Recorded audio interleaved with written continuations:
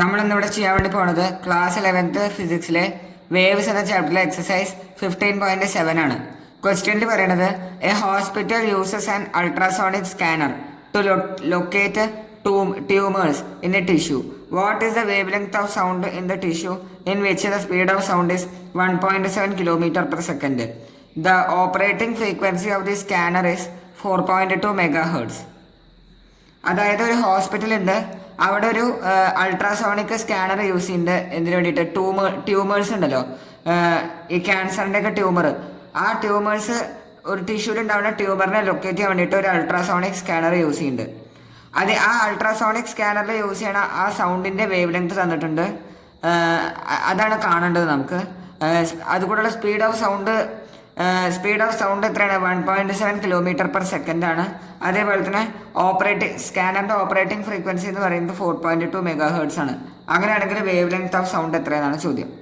So എങ്ങനെയാണ് ഈ ചോദ്യം ചെയ്യാന്നുള്ളത് നോക്കാം. ഇത് ഭയങ്കര എളുപ്പമായിട്ടുള്ളൊരു ചോദ്യമാണ്.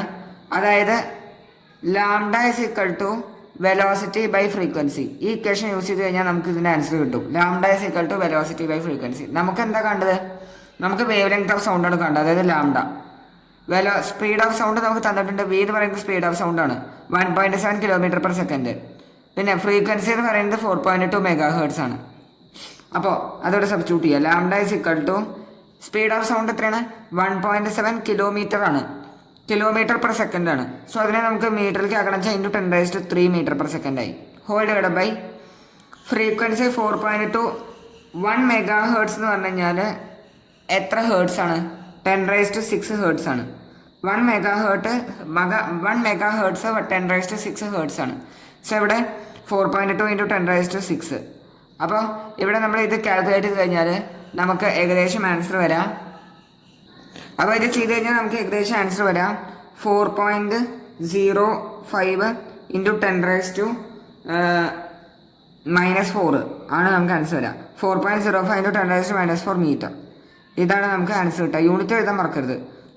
4.05 × 10⁻⁻⁴ മീറ്റർ ആണ് നമുക്ക് ആൻസർ കിട്ടുക.